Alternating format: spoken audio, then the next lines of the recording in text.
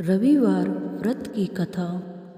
प्राचीन काल में एक नगर में एक वृद्धा रहती थी। उनका नियम था कि वह हर रविवार घर आंगन गोबर से लीपकर भोजन तैयार करती और सूर्य देव को भोग लगाकर ही भोजन करती थी। ऐसा व्रत करने से उसका घर अनेक प्रकार के धन धान्य से पूर्ण था। श्री हरि की कृपा से घर में किसी प्रकार का विघ्न या दुख नहीं था। सब प्रकार से घर में आनंद रहता था।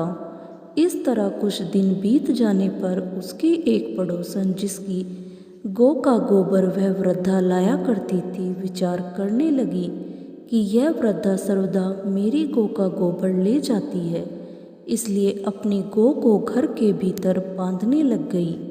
वृद्धा को गोबर न मिलने से रविवार के दिन अपने घर को न लीप सकी, इसलिए उसने न तो भोजन बनाया न भगवान को भोग लगाया तथा स्वयं भी उसने भोजन नहीं किया। इस प्रकार उसने निराहार व्रत किया। रात्रि हो गई और वह भूखी सो गई। रात्रि में भगवान ने उसे स्वप्न दिया और भोजन न बनाने तथा लगाने का कारण पूछा। वृद्धा ने गोबर न मिलने का कारण सुनाया। तब भगवान ने कहा कि माता, हम तुमको ऐसी गौ देते हैं जिससे सभी इच्छाएं पूर्ण होती है, क्योंकि तुम हमेशा रविवार को गौ के गोबर से लीपकर भोजन बनाकर मेरा भोग लगाकर खुद भोजन करती हो। इससे मैं खुश होकर तुमको वरदान देता हूँ। निर्धन को धन और बांझ स्त्रियों को पुत्र देकर दुखों को दूर करता हूँ तथा अंत समय में मोक्ष देता हूँ।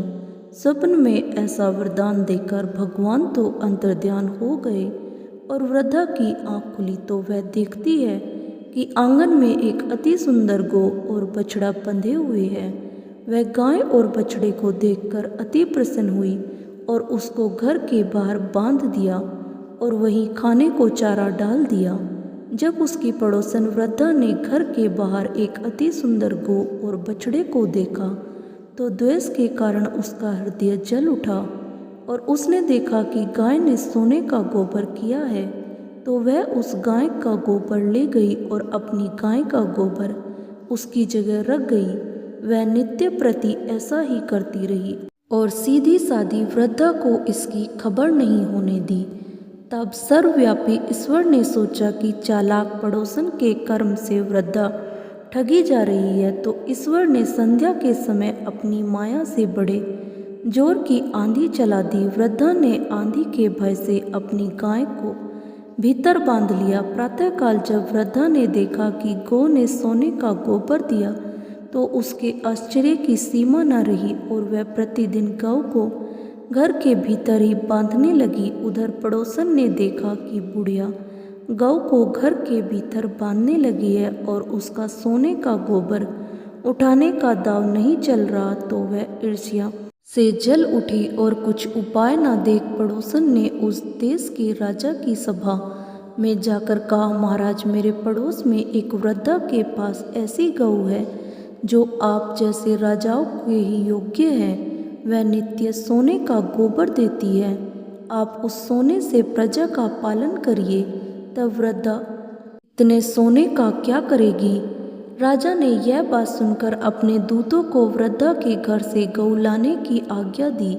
वृद्धा प्रातः ईश्वर का भोग लगा भोजन ग्रहण करने जा रही थी कि राजा के कर्मचारी गौ खोल कर ले गए।